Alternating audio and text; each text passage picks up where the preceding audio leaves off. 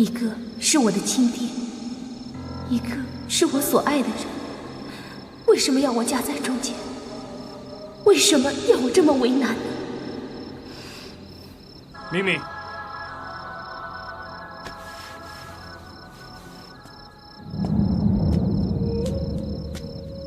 什么事啊，哥？我给你带样东西来。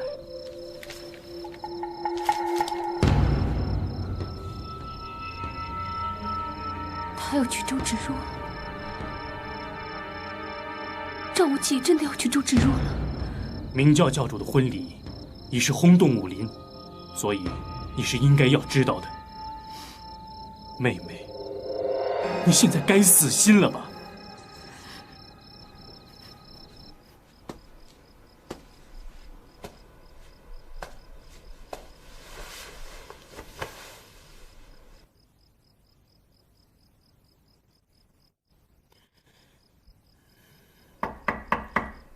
谁呀？是我，不悔。请进。不悔妹妹，有事吗？我看你灯还亮着，想来问问你要不要吃点东西啊？这么晚还吃东西啊？我这样帮六哥去煮点东西吃，你要是想吃的话呢，我就顺便帮你煮一点了。你呀，越来越像个贤妻良母了。无忌哥哥，你怎么也取笑我？我没这个意思，你这样子的变化，我应该是很开心的。那你到底想不想吃啊？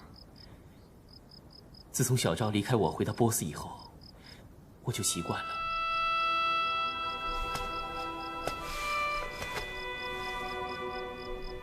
你会不会想小昭啊？会。他照顾我无微不至，他走后的那几天，我还真不习惯。那小昭喜欢你，你知道吗？你喜不喜欢他啊？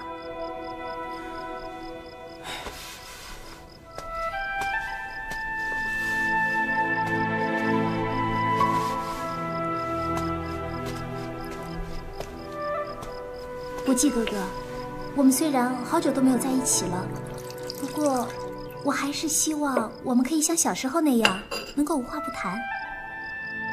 我想这一点我还没变吧。那好，我来问你，不过你可要跟我说心里话啊。小昭、周姑娘还有赵敏，这三个在你身边的女孩，你到底真心喜欢谁呀？你是不是从来都没有想过？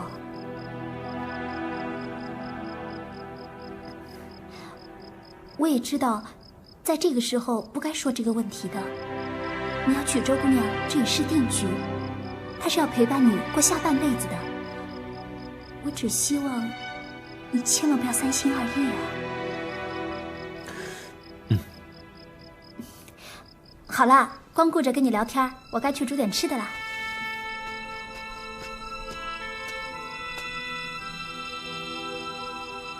小昭、周芷若、赵敏，我到底喜欢的是谁？算了，不去想他了，走一步算一步。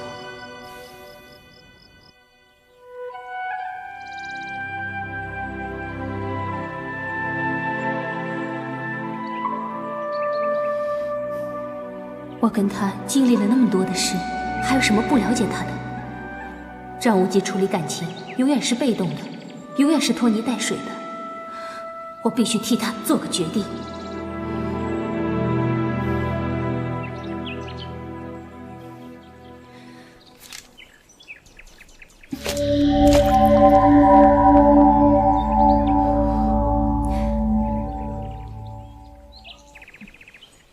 陈友谅，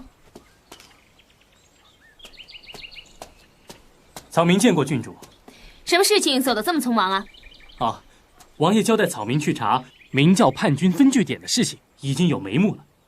我正要去回报王爷。金毛狮王谢逊是不是在你师父陈坤手中？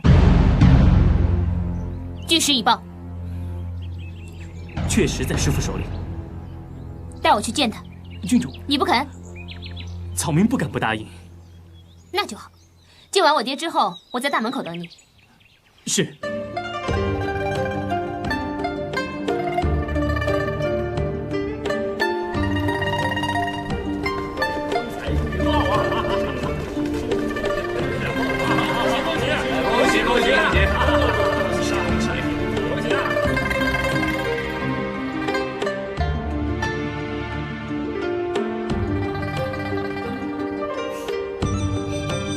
高不高兴啊？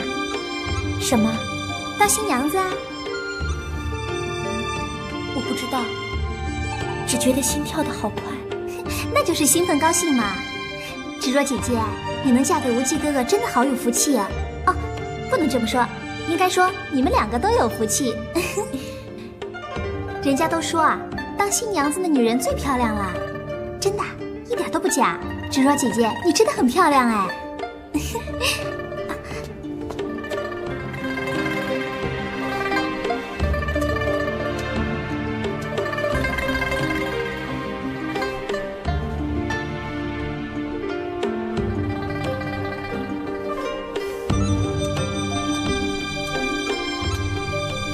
请。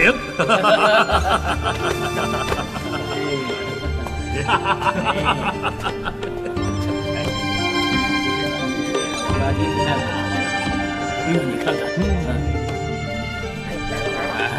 来，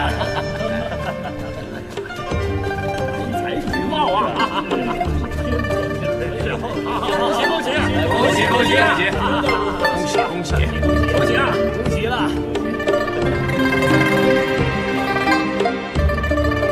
范有史，还在等什么？可以拜堂行礼了吗？啊！新郎新娘向后。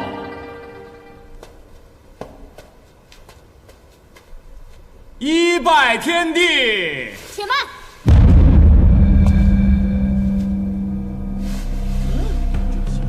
大男女大男妖女，真是来闹场子，宰了他！对，我们在万安寺被他整过，杀了郑敏，杀了他！且慢！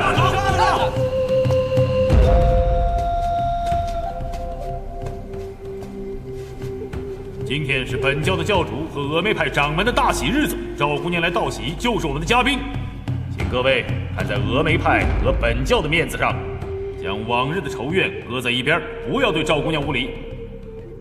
韦父王请放心，我今日是孤身而来，没有带什么帮手。你这个鬼丫头，鬼主意太多，我信不过你。我可要到外边去看看你带来多少人马。赵姑娘，请这边上座，回头在下敬姑娘3杯。我有几句话要跟张教主说，说完就走。丫头，无论如何，我也要阻止你闹场，免得一场好好的喜庆大事被你闹得狼狈不堪，满堂不还。错了，我是来救张无忌的。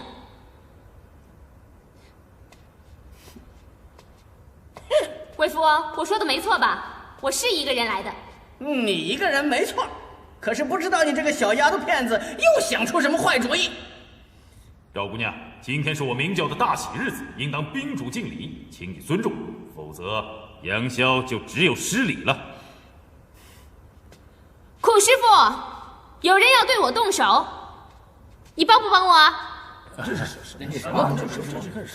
郡主，世上不如意之事十居八九，既已如此，也是勉强不来的。我偏要勉强，大丈夫恩怨分明。你欠我一条命，就该还我。张无忌，你身为明教的一教之主，说过的话算不算数啊？只要是我说过的话，张无忌绝对负责到底。好，那我问你，那日我救你于三侠和殷六侠的命，你答应为我做3件事，不得有违，你还记不记得？我们曾经谈过此事，那是私底下，我要你当着大家的面把话讲清楚。不错，我是答应了你做3件事，言定只需不违武林中侠义之道，我就遵从。借屠龙刀一关之事，虽然你做的不够道义，但这刀我看到了，虽然宝刀被盗，也不能怪你。这第1件事情算你已经办到了，现在我有第2件事情要你办。张无忌，在天下英雄豪杰面前，你可不能言而无信哦。你要我办什么事？赵姑娘，我们有约在先，无论你有什么事情要托奉教主，只要不违背我武林道义，别说教主会答应，我们武林上下都会协妥。但是，现在是我教主和新夫人参拜天地的美景良辰，一切事情都请搁在一边，务请多言阻挠。这件事情对我很重要，片刻也耽误不得。杨作使，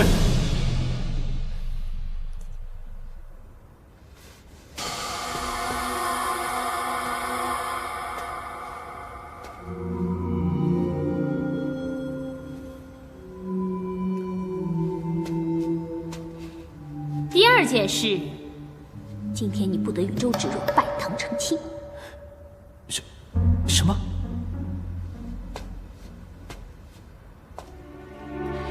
你刚才讲得很清楚，难道承诺过的话不算数吗？咱们严明在先，不得违背侠义之道。我和周姑娘既有夫妇之约，我若依你之言，便是了违背这个义字。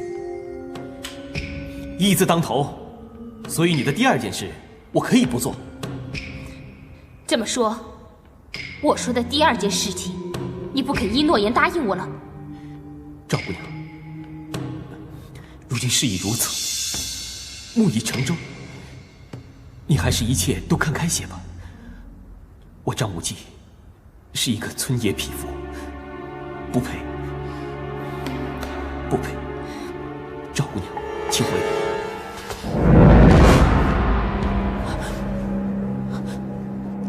你看清楚这是什么吗？这是我。如果我说我提的第二件事情你不肯依，全由得你。对不起，打扰各位了。赵姑娘，赵姑娘，赵姑娘，且留步。你要么就留下来，要不就回去和你的新娘子成亲。男子汉别犹豫不决，到时候别遗憾终生。赵姑娘且慢，一切从长计议。好，那我依你。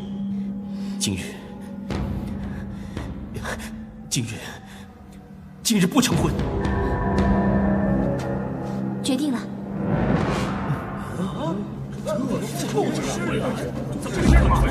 无忌，师公，容无忌日后解释。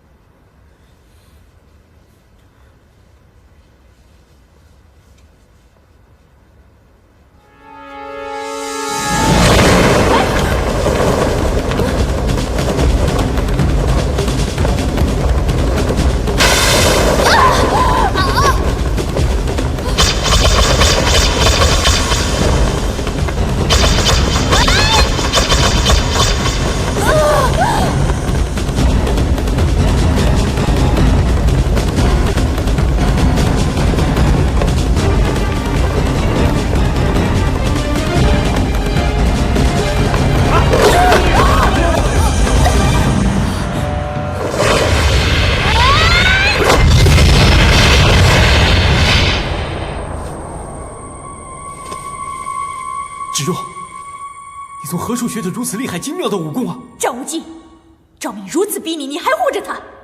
芷若，我问你，你真的要舍我而去吗？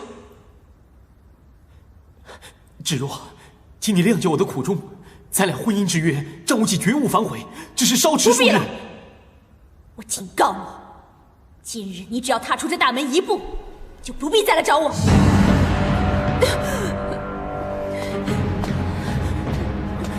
芷若，张无忌，出了光明顶，你就不要后悔。芷若，义父对我恩重如山，请你原谅我。好个张无忌！各位，你们亲眼所见，是张无忌负我，非我负他。从今日起，周芷若和姓张的恩断义绝。芷若姑娘，我那无忌孩儿不是忘恩负义的糊涂人，我想他这样做一定有他这样做的道理。我应天正说一句公道话，拜堂成亲是迟早的事，你不会只在乎今天吧？等无忌回来以后，我一定让他向你磕头赔罪。张无忌纵然有天大的理由，也不该当场弃婚，随赵敏而去。这侮辱对于我有神千刀万剐万箭穿心之痛。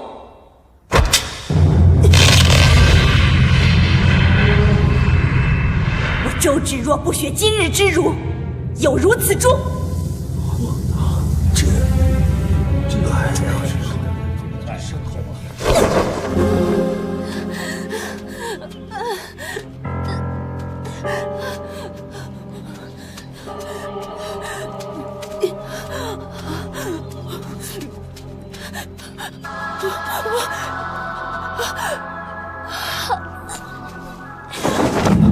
赵敏，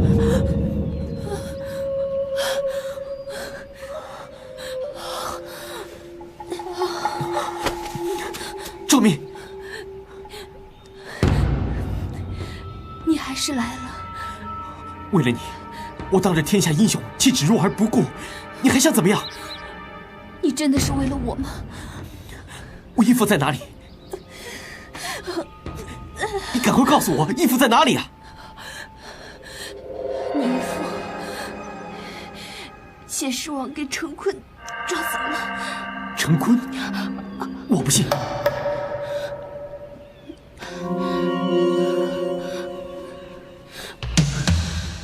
你既然可以为这黄头发抛掉了喜堂，就表示你相信我。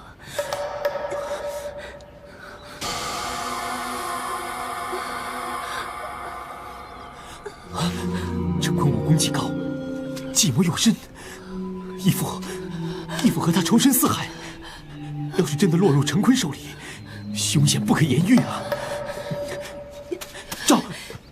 赵郡主，我求你告诉我义父的下落吧。我如果告诉你义父的行踪，你肯定丢下我不管，去救你义父，对吗？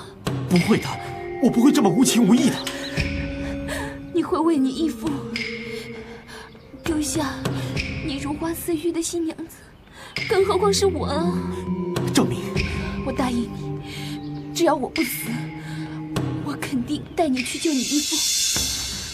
我以我义父的生命为重，我已经万分的对不起芷若了，你千万不要害我做一个不义之人，受天下人的唾骂啊！赵敏，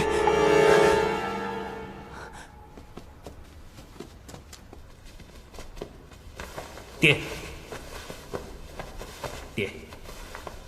光明左右使者和伪父王吴散人亲自送所有宾客下山。爹，太过分了，连话都不说一声，弃在场所有的人于不顾，居然跟那个妖女走了。这不但伤了峨眉明教两家的和气，更是让天下人耻笑我们。无忌这孩子是做的有点过火了，他是教主，但明教人嘴里不说，但是每个人都骂在心里啊。你要想办法找到他，把他带到这儿来，别人管不了他，我这个做外公的还是有资格教训他的。是，爹。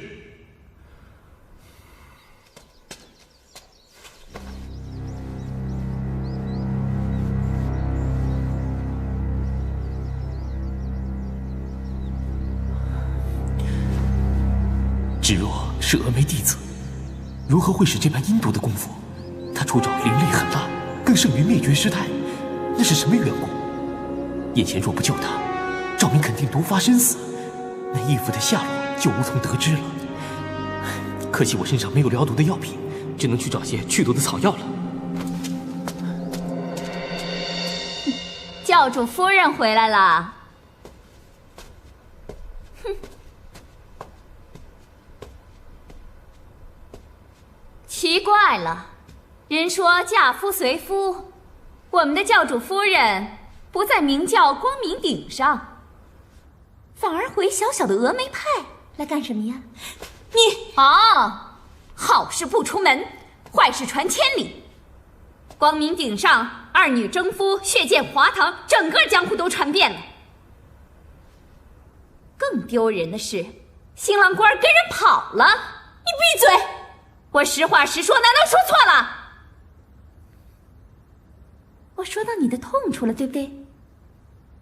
丁敏君，你一向不服我，处处与我为难。今天我就拿你开刀。哼，上次我是因为一时疏忽才输给你的，这次，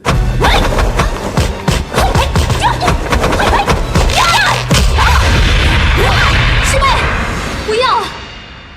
师姐，师父尸骨未寒，我们师姐妹不能内讧啊。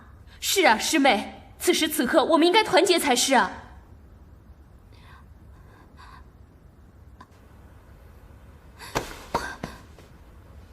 现在的周芷若，不再是从前那个任人欺负的小师妹了。今天我正式宣布接任峨眉派掌门。你们有不服气的，尽管站出来。好，你们现在没意见，今后也不准多说一句，否则以门规处置。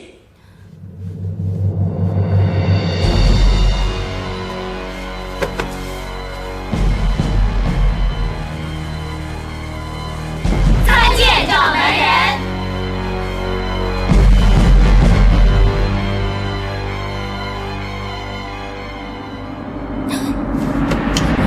参见掌门人。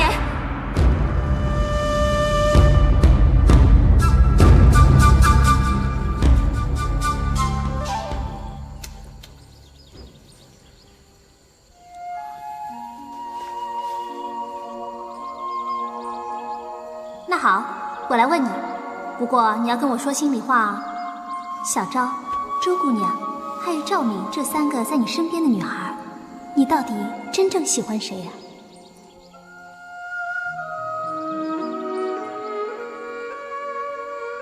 虽然一再的设计我，可终其久，其实都在帮我的忙，甚至还曾经以身救我。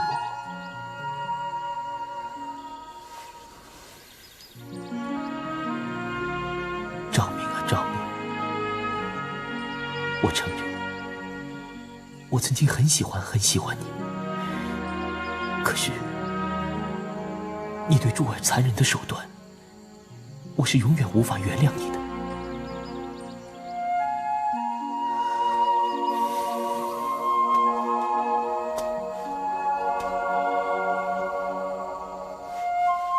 我必须对赵敏狠下心肠，否则就万劫不复了。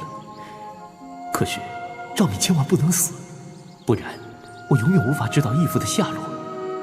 我的突兀行为一定会引起光明顶上的动乱，尤其是芷若。想想真对不起他。找到义父后，定要前往峨眉金顶登门致歉。相信芷若了解原因后，定会原谅我的。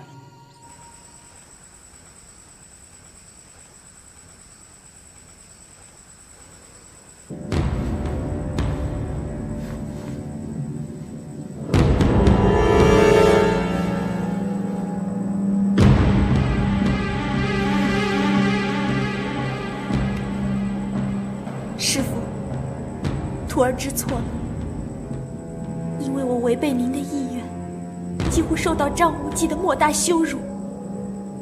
徒儿知错了，3叩首，跟您认错。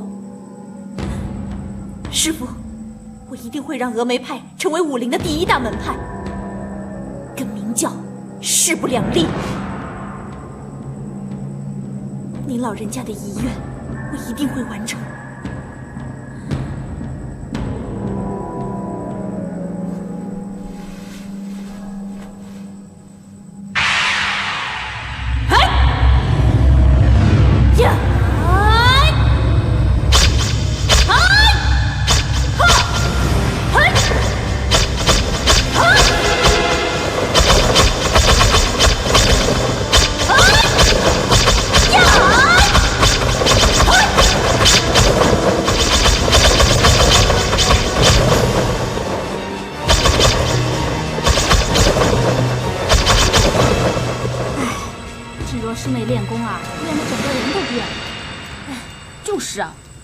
智若师妹以前不是这个样子的。不管怎么讲，我们姐妹都应该共同努力的。唉，这说起来容易啊，做起来可就难了。智若师妹不知道练了什么武功，高得深不可测啊。最叫人百思不解的是，她整个人都变了，又阴又狠又毒。想起她的样子来啊，就叫人打心底里发寒，真是可怕。哼，她现在武功是比我强，我面服心不服，暂且认了。我告诉你们，等我弄清楚这是怎么回事以后，看我不宰了他！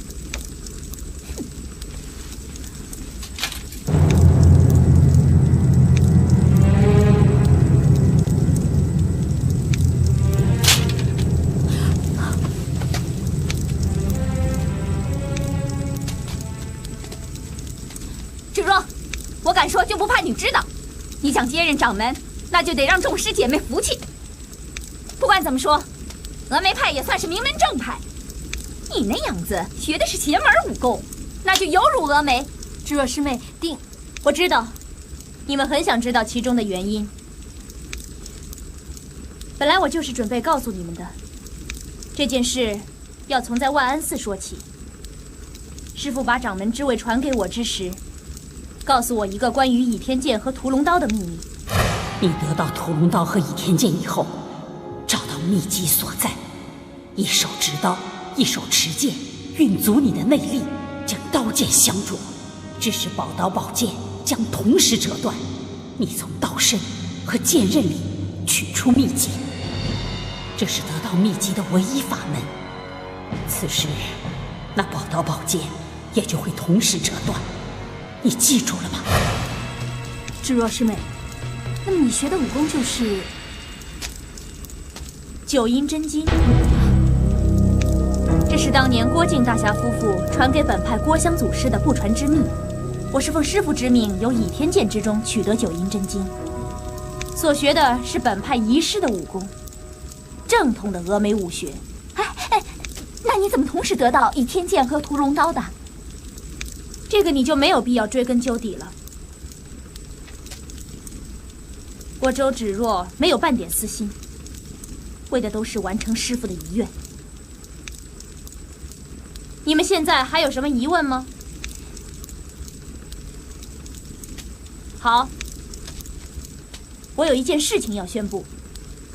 师父临终之前交代，他生前有2大遗愿，第一是驱除援兵，光复汉家山河；第二是我峨眉派武功领袖群伦，成为中原武林第1大门派。现在为了完成第一件事，你们通令所有峨眉弟子在最短时间之内找到宋青书。宋青书，听说他是武当的叛徒啊。智若师妹，我想你该改个称呼了吧？是，掌门人。我找宋青书的理由你们没必要知道，立即着手去做。是。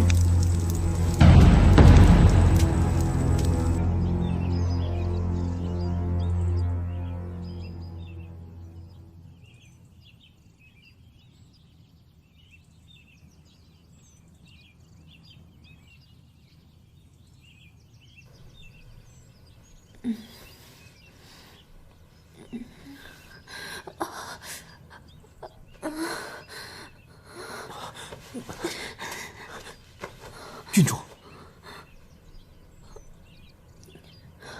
我还活着。你觉得怎么样？肩膀好痛啊，全身无力。这周芷若的武功怎么这么厉害啊？你知不知道他这是什么武功啊？让我看看你的伤口。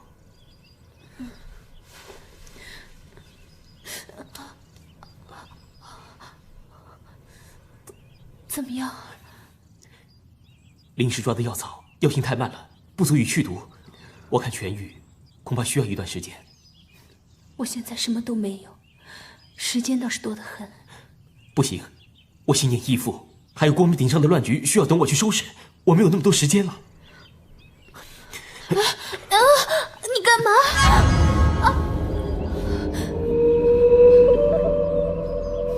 先是脚，再是剑，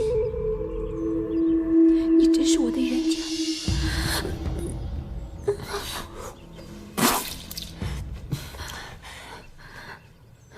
你这样好的比较快。张公子，这事情的原委你都清楚了吗？你指什么原委？这个周芷若，她是个名门正派，怎么可能会这种阴险的邪门武功？这我也想不通，不知道谁教她的。你可知这武功的名称？黑色的爪印，也不是我外公的鹰爪功啊。说实话，我并不清楚。啊，对了，我义父为什么会落在陈坤的手里？现在人在哪里？我破坏你的洞房花烛，你会不会怪我？你带我去找义父了？我现在身负重伤，你忍心叫我跟你走那么长的路吗？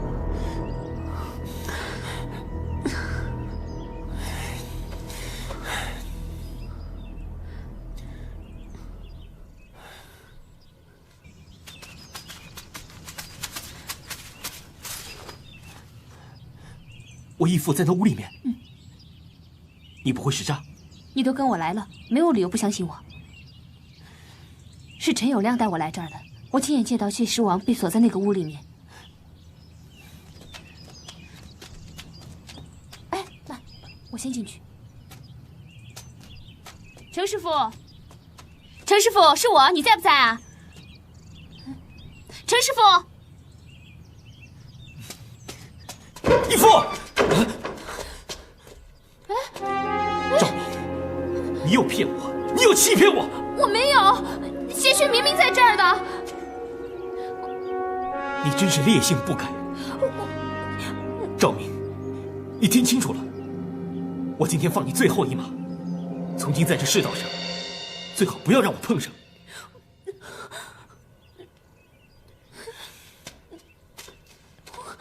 哎，你听我解释啊！围起来！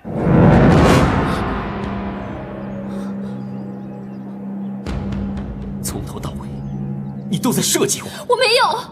事实都摆在眼前，你还有什么好说的？你挟持我，这样你就可以安然离去。不需要。张无忌，从这一刻开始，我张无忌不会再欠你一份人情。生死由命，富贵在天。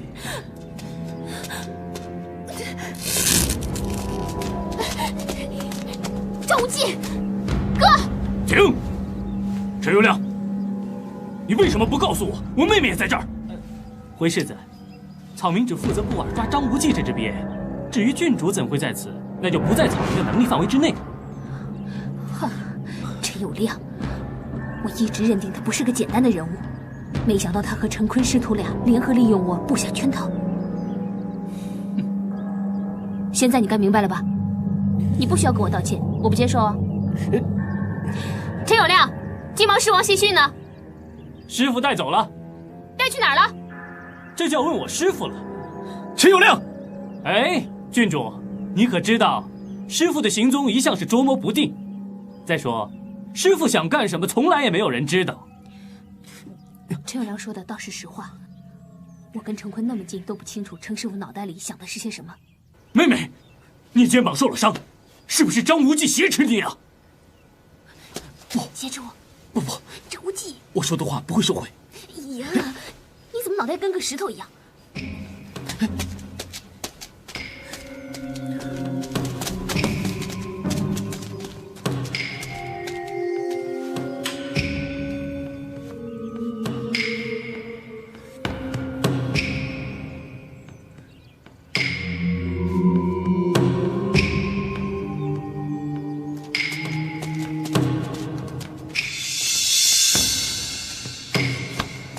走。世子为什么放走张无忌？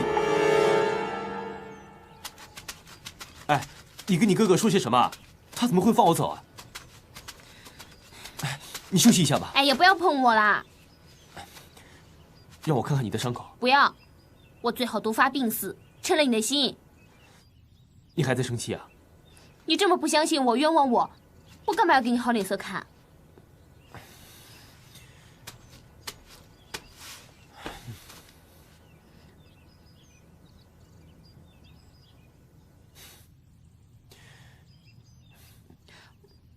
喂，叫我？这里就我们2个人，我不叫你，我叫鬼啊？什么事啊？你真是根木头哎！你对我做了这些事情，你还面无愧色，冤枉了我也不给我道歉。我有这个心呐，只是怕我一开口啊，你一句顶回来，我下不了台。你过来。你过来。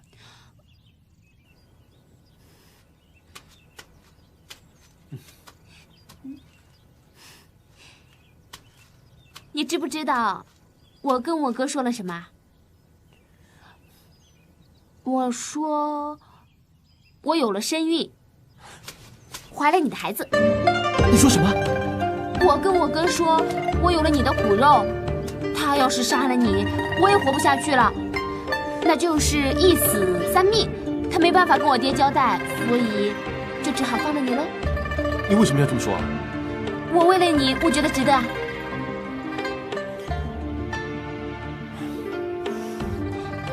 接下来该怎么做？什么怎么做？你要怎么找谢尸王啊？这回我不找了。你不找谢尸王啦？当年我义父为了找陈坤不择手段，把整个武林搅得腥风血雨，结果也没把陈坤逼出来。我想我再怎么找他，只怕是徒劳无功，白费力气罢了。与其如此，那还不如以逸待劳，等他来找我。你认为陈坤会主动来找你？经过今天的事情以后，我认为他会。他的目的是颠覆明教，对付我。我义父在他手上是一张王牌，陈坤只会尽力的去对我义父好，希望他长命百岁，不会害他。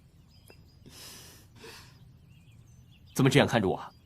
你变聪明了，我对你另眼相看。哼，走了。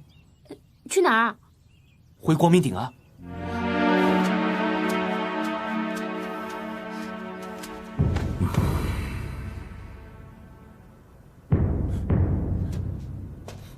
外公，我带赵敏回光明顶，就要保他不受任何伤害。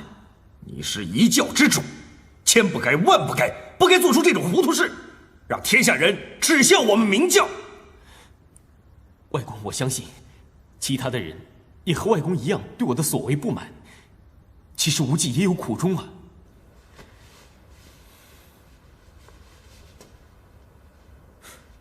这是我义父金毛狮王的头发，他是来警告我，陈坤要对我义父不利。外公，当时我心念义父安危，我不能不跟赵明走。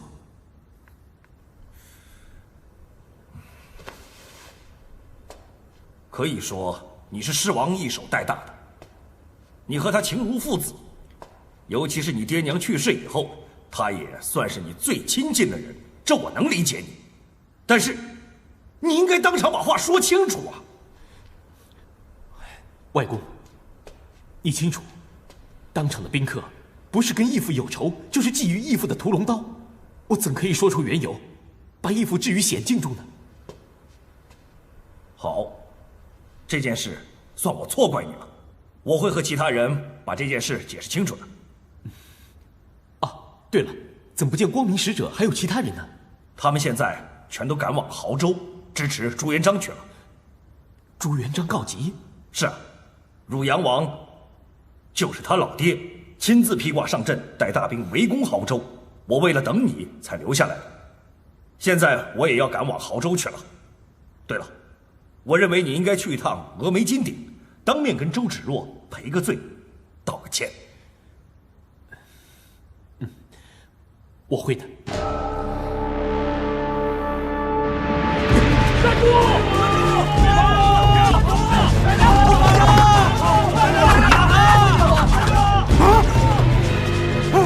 别过来！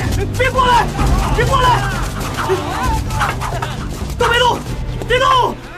宋青书，你这个叛徒，害得丐帮名誉扫地，帮主对你下达了追杀令。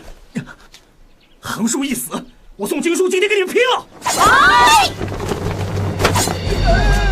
峨眉派新任掌门人保宋青书一命，要我们带他回峨眉去。宋青书是丐帮的叛徒，宋青书是我们峨眉派要的人。这么说，你们峨眉派要与我们丐帮为敌了？除非情势所逼。哎！谁都不许动，要不然我一剑杀了他！都别动，都别动！让开！让开！让开！走！呀！哎呦！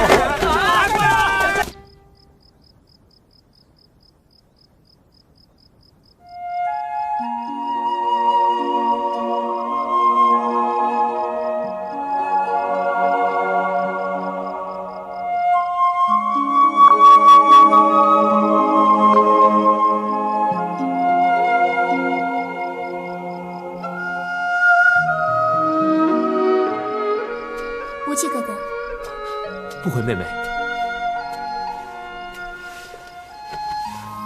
你没有随殷六叔回武当？走到半路，想想还是来看看你。师公他们一定不谅解我吧？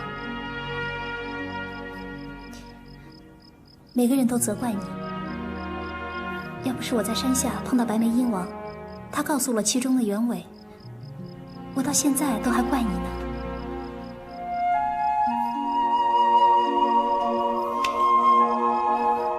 谢谢你。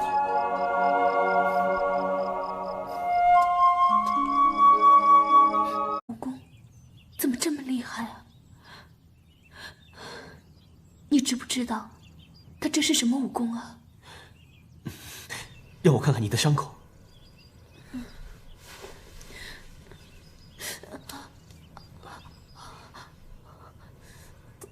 怎么样？临时抓的药草，药性太慢了，不足以去毒。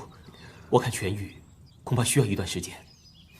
我现在什么都没有，时间倒是多得很。不行，我心念义父，还有光明顶上的乱局需要等我去收拾，我没有那么多时间了。你干嘛？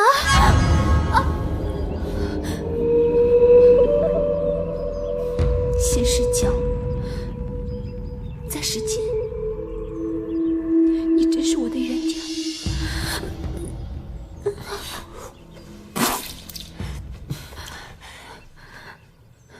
你这样好的比较快。张公子，这事情的原委你都清楚了吗？你指什么原委？这个周芷若，他是个名门正派，怎么可能会这种阴险的邪门武功？这我也想不通，不知道谁教他的。你可知这武功的名称？黑色的爪印，也不是我外公的鹰爪功啊。说实话，我并不清楚。啊，对了，我义父为什么会落在陈坤的手里？现在人在哪里？我破坏你的洞房花烛，你会不会怪我？你带我去找义父了？我现在身负重伤，你忍心叫我跟你走那么长的路吗？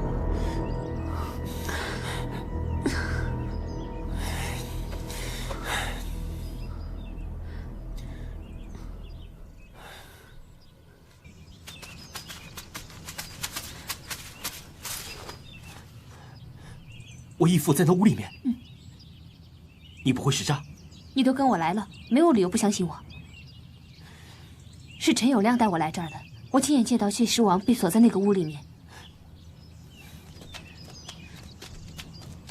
哎，来，我先进去。程师傅，程师傅，是我，你在不在啊？程师傅，义父。赵明，你又骗我，你又欺骗我！我没有，谢轩明明在这儿的。你真是烈性不改。赵明，你听清楚了，我今天放你最后一马，从今在这世道上，最好不要让我碰上。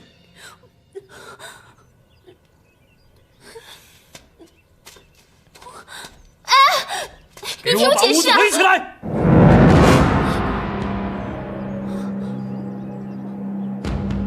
从头到尾，你都在设计我。我没有。事实都摆在眼前，你还有什么好说的？你挟持我，这样你就可以安然离去。不需要。张无忌，从这一刻开始，我张无忌不会再欠你一份人情。生死由命，富贵在天。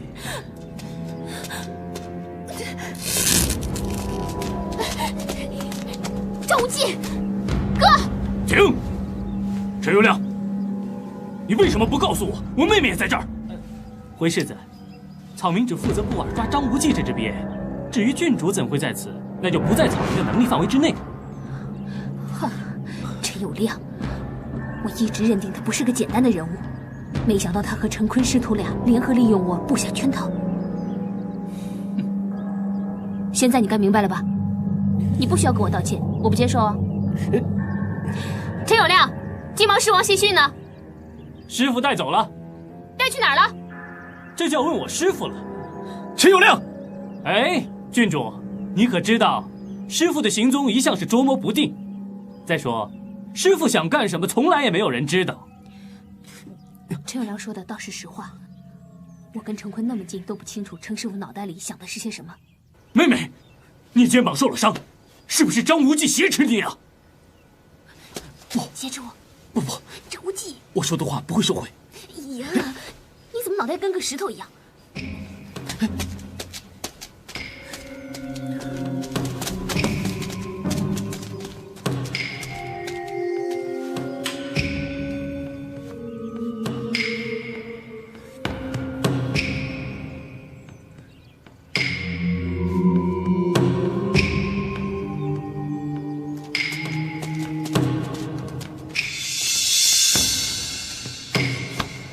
走。世子为什么放走张无忌？哎，你跟你哥哥说些什么？他怎么会放我走啊？哎，你休息一下吧。哎呀，不要碰我啦！让我看看你的伤口。不要，我最好毒发病死，称了你的心。你还在生气啊？你这么不相信我，冤枉我，我干嘛要给你好脸色看？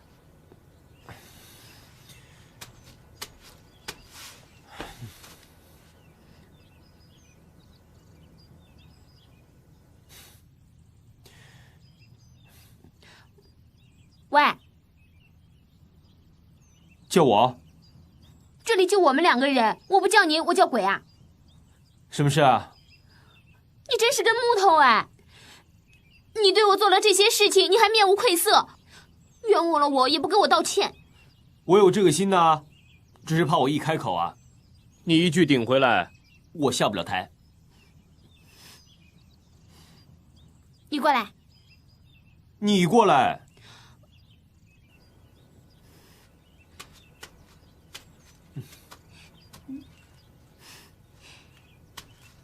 你知不知道我跟我哥说了什么？我说我有了身孕，怀了你的孩子。你说什么？我跟我哥说我有了你的骨肉，他要是杀了你，我也活不下去了，那就是一死三命。他没办法跟我爹交代，所以就只好放了你了。你为什么要这么说？我为了你，我觉得值得啊。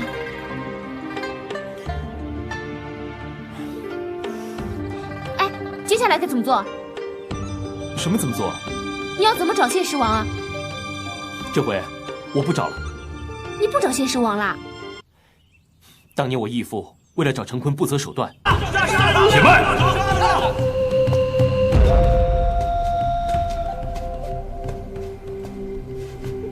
今天是本教的教主和峨眉派掌门的大喜日子，赵姑娘来道喜就是我们的嘉宾。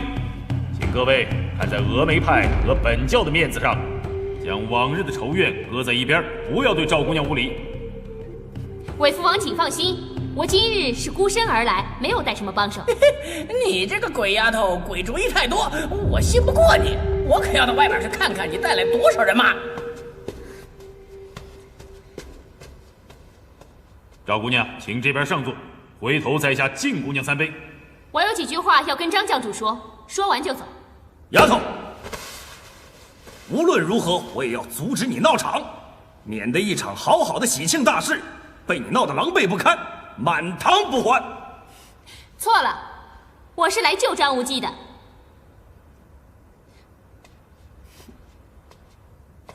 贵夫，我说的没错吧？我是一个人来的。你一个人没错，可是不知道你这个小丫头片子又想出什么坏主意。赵姑娘，今天是我明教的大喜日子，应当宾主敬礼，请你尊重，否则杨逍就只有失礼了。苦师傅，有人要对我动手，你帮不帮我啊？郡主，世上不如意之事十居八九，既已如此，也是勉强不来的。我偏要勉强，大丈夫恩怨分明，你欠我一条命，就该还我。张无忌，你身为明教的一教之主，说过的话算不算数？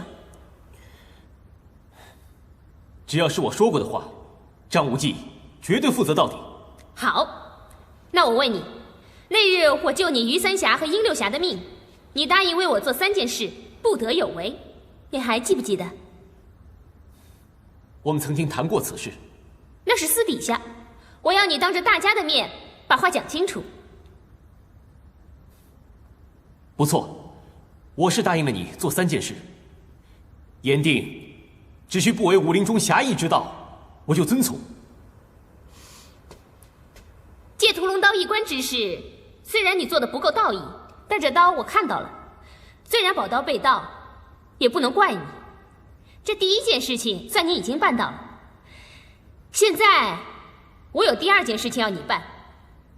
张无忌，在天下英雄豪杰面前，你可不能言而无信哦。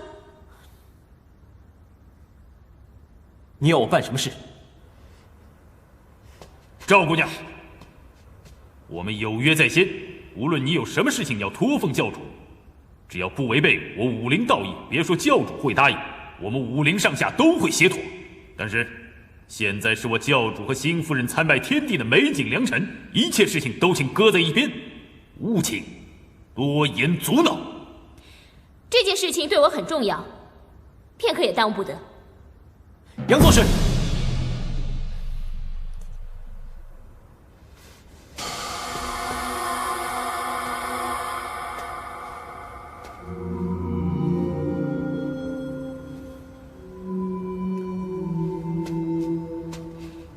第2件事，今天你不得与周芷若拜堂成亲。什么？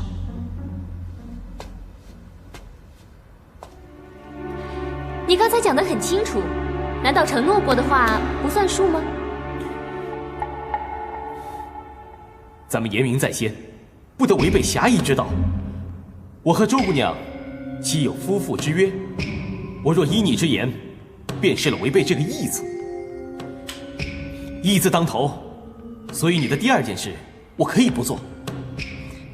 这么说，我说的第2件事情，你不肯依诺言答应我了？赵姑娘，如今事已如此，木已成舟，你还是一切都看开些吧。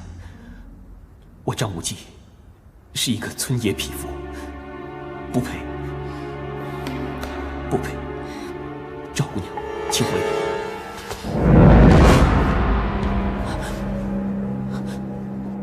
你看清楚这是什么吗？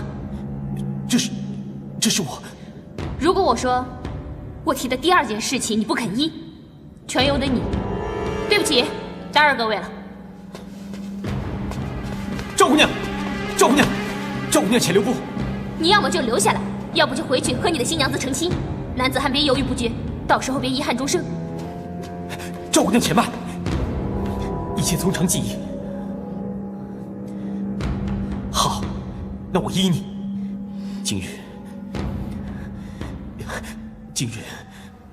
今日不成婚。决定了。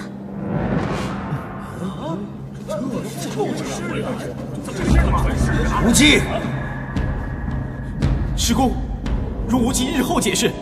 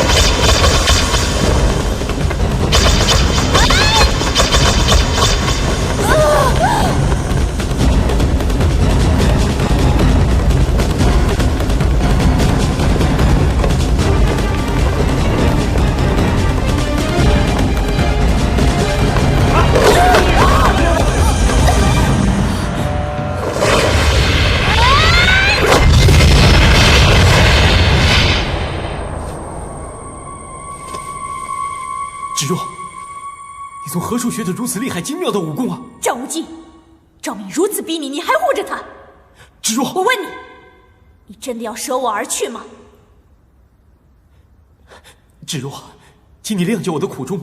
咱俩婚姻之约，张无忌绝无反悔，只是稍迟数日。不必了，我警告你，今日你只要踏出这大门一步，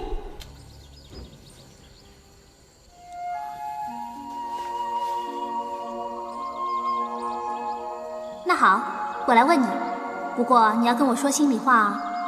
小昭、周姑娘，还有赵敏这3个在你身边的女孩，你到底真正喜欢谁呀？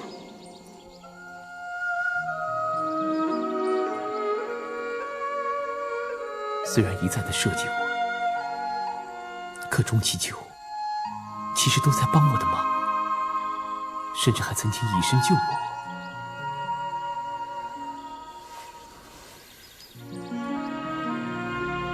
赵敏啊，赵敏，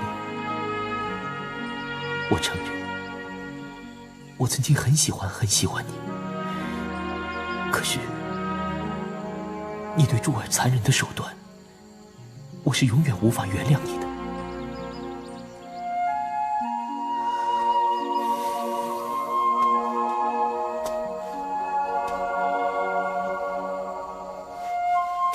我必须对赵敏狠下心肠，否则就万劫不复了。可是赵敏千万不能死，不然我永远无法知道义父的下落。我的突兀行为一定会引起光明顶上的动乱，尤其是芷若。想想真对不起他。找到义父后，定要前往峨眉金顶登门致歉。相信芷若了解原因后，定会原谅我的。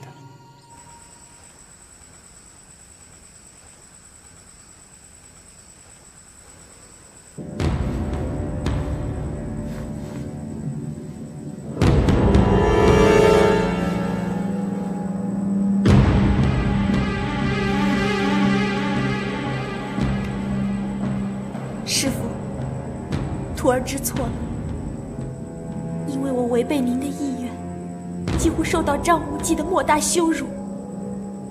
徒儿知错了，3叩首，跟您认错。师父，我一定会让峨眉派成为武林的第1大门派，跟明教势不两立。您老人家的遗愿，我一定会完成。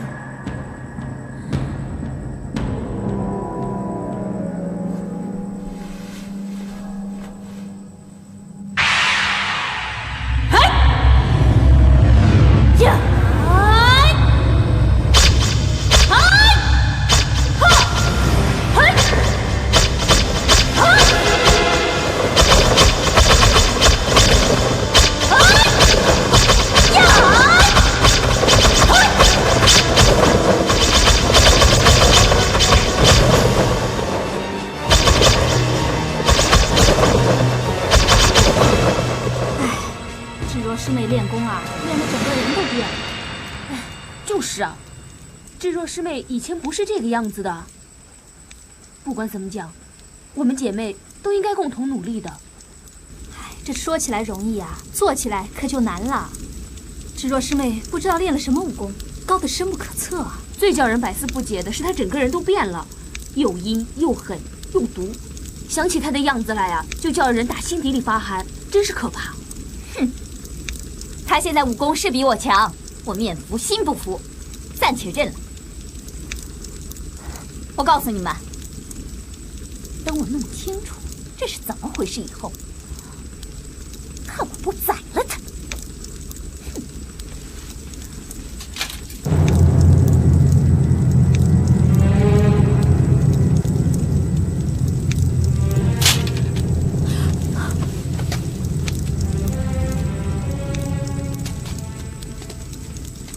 芷若，我敢说，就不怕你知道，你想接任掌门，那就得让众师姐妹服气。不管怎么说，峨眉派也算是名门正派，你那样子学的是邪门武功，那就有辱峨眉。芷若师妹，我知道，你们很想知道其中的原因。本来我就是准备告诉你们的，这件事要从在万安寺说起。师父把掌门之位传给我之时，告诉我一个关于倚天剑和屠龙刀的秘密。你得到屠龙刀和倚天剑以后，找到秘籍所在，一手执刀，一手持剑，运足你的内力，将刀剑相着，致使宝刀宝剑将同时折断。你从刀身和剑刃里取出秘籍，这是得到秘籍的唯一法门。此时，那宝刀宝剑也就会同时折断。你记住了吧？芷若师妹，那么你学的武功就是九阴真经？这是当年郭靖大侠夫妇传给本派郭襄祖师的不传之秘。我是奉师父之命，由倚天剑之中取得九阴真经，所学的是本派遗失的武功，正统的峨眉武学。那你怎么同时得到倚天剑和屠龙刀的？这个你就没有必要追根究底了。我周芷若没有半点私心，为的都是完成师父的遗愿。你们现在还有什么疑问吗？好，我有一件事情要宣布。师父临终之前交代，他生前有2大遗愿，第一是驱除援兵，光复汉家山河；第二是我峨眉派武功领袖群伦，成为中原武林第1大门派。现在为了完成第一件事，你们通令所有峨眉弟子在最短时间之内找到宋青书。宋青书，听说他是武当的叛徒啊！芷若师妹，我想你该改个称呼了吧？是，掌门人。我找宋青书的理由你们没必要知道，立即着手去做。是。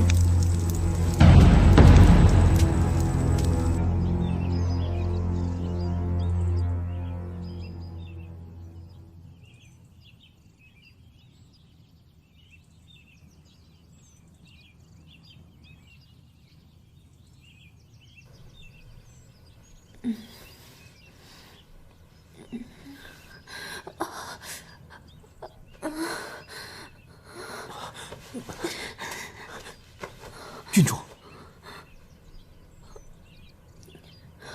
我还活着。你觉得怎么样？肩膀好痛啊，全身无力。这周芷若的武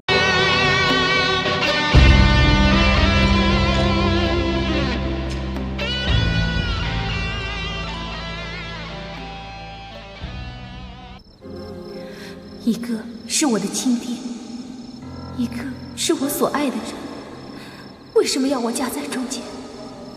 为什么要我这么为难呢？明明，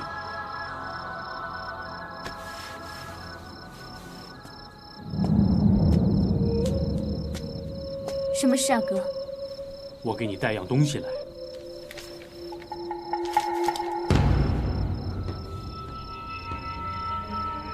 他要娶周芷若，张无忌真的要娶周芷若了。明教教主的婚礼已是轰动武林，所以你是应该要知道的。妹妹，你现在该死心了吧？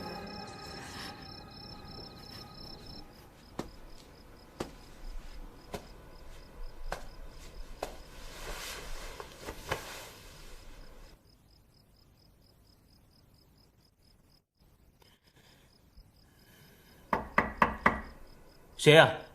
是我，不悔。请进。不悔妹妹，有事吗？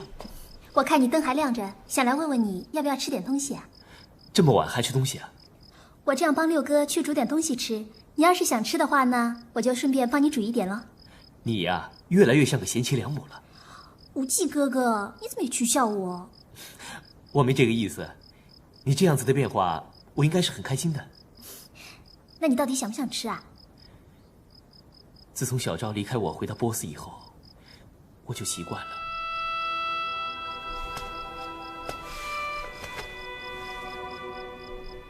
你会不会想小昭啊？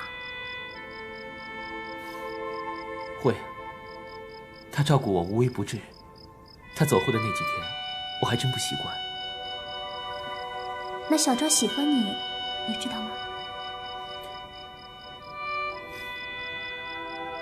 你喜不喜欢他啊？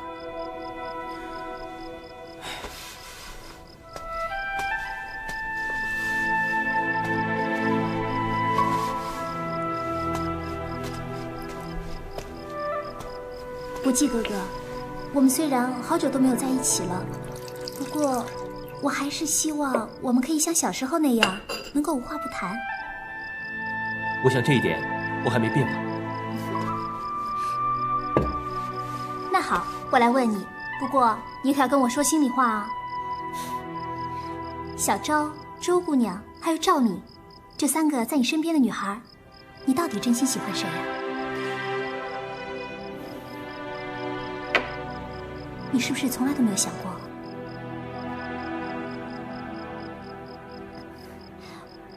我也知道，在这个时候不该说这个问题的。你要娶周姑娘，这已是定局，她是要陪伴你过下半辈子的。我只希望你千万不要3心2意啊。好了，光顾着跟你聊天，我该去煮点吃的了。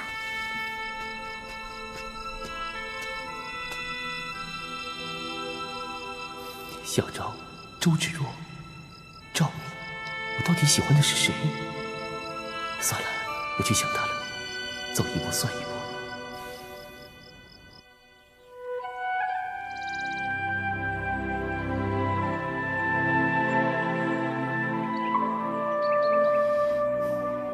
我跟他经历了那么多的事，还有什么不了解他的？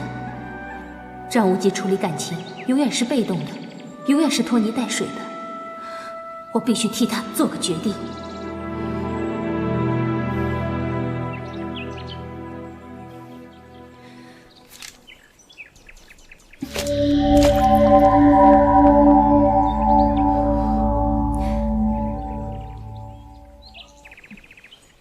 陈有亮，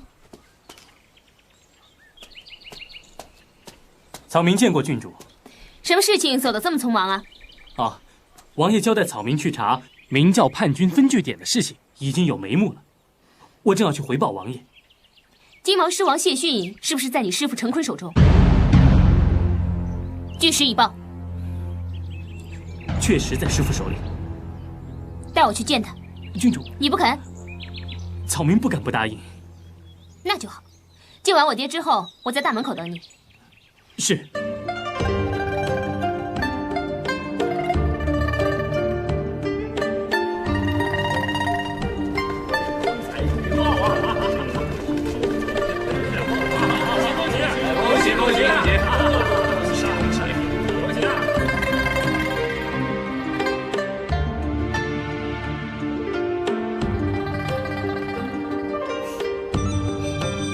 高不高兴啊？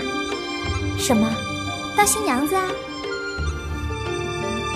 我不知道，只觉得心跳得好快。那就是兴奋高兴嘛。芷若姐姐，你能嫁给无忌哥哥，真的好有福气啊！哦，不能这么说，应该说你们2个都有福气。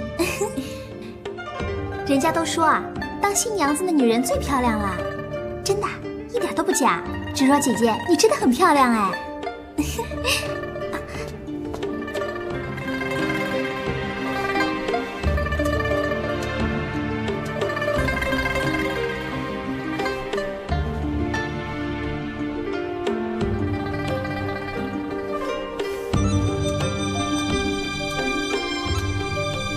请。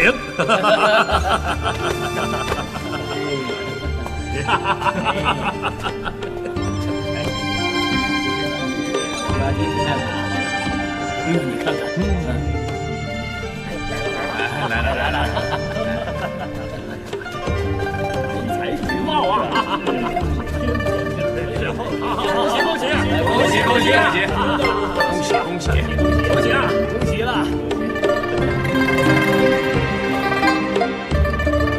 范有时，还在等什么？可以拜堂行礼了吗？啊！新郎新娘向后。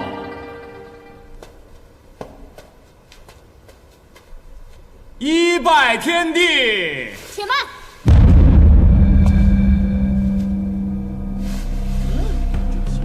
大胆女妖，大胆妖女，真是的！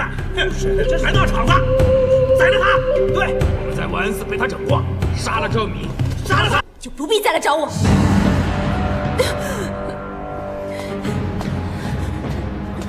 芷若，张无忌，出了光明顶，你就不要后悔。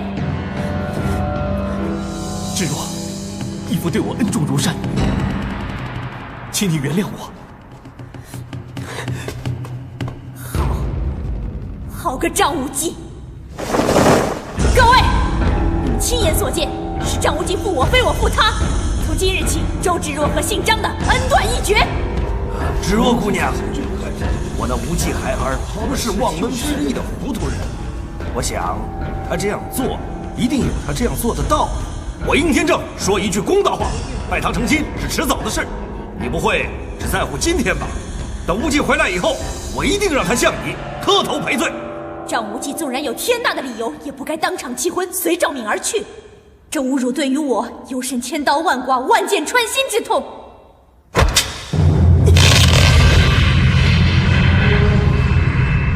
我周芷若不学今日之辱，有如此诛。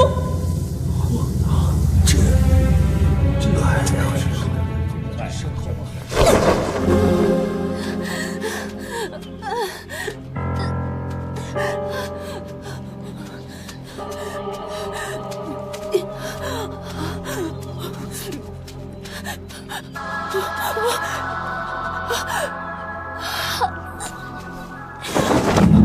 赵敏，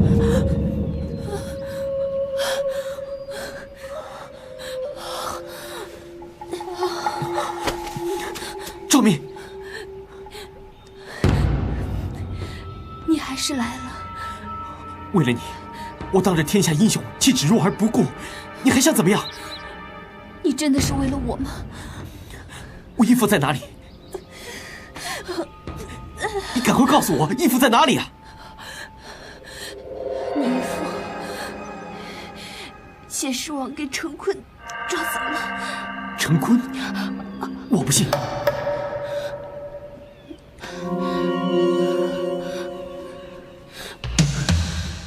你既然可以为这黄头发抛掉了喜堂，就表示你相信我。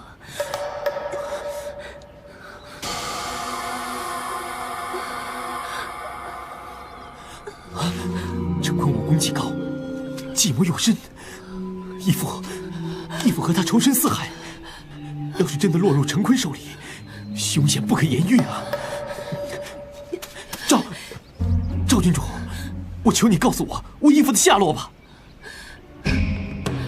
我如果告诉你义父的行踪，你肯定丢下我不管，去救你义父，对吗？不会的，我不会这么无情无义的。你会为你义父丢下你如花似玉的新娘子，更何况是我啊！赵敏，我答应你，只要我不死，我肯定带你去救你义父。我以我义父的生命为重，我已经万分的对不起芷若了，你千万不要害我做一个不义之人，受天下人的唾骂啊！赵敏。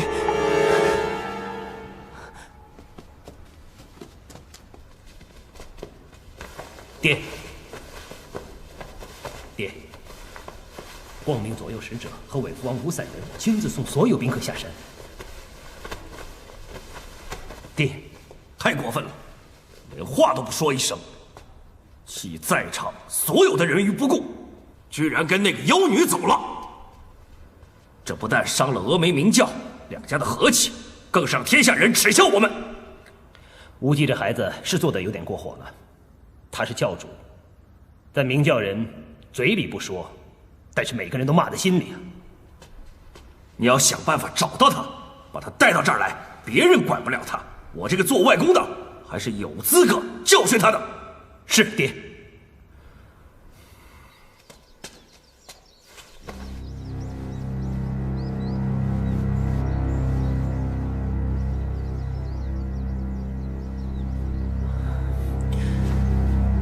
芷若是峨眉弟子，如何会使这般阴毒的功夫？他出招凌厉狠辣，更胜于灭绝师太，那是什么缘故？眼前若不救他，赵明肯定毒发身死，那义父的下落就无从得知了。可惜我身上没有疗毒的药品，只能去找些去毒的草药了。教主夫人回来了。哼，奇怪了，人说嫁夫随夫，我们的教主夫人不在明教光明顶上，反而回小小的峨眉派来干什么呀？你好事不出门，坏事传千里。光明顶上二女争夫，血溅华堂，整个江湖都传遍了。更丢人的是，新郎官跟人跑了。你闭嘴！我实话实说，难道说错了？我说到你的痛处了，对不对？丁敏君，你一向不服我，处处与我为难。今天我就拿你开刀。哼，上次我是因为一时疏忽才输给你的，这一次，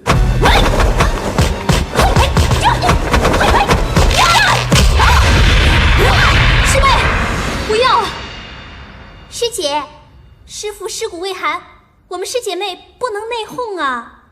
是啊，师妹，此时此刻我们应该团结才是啊。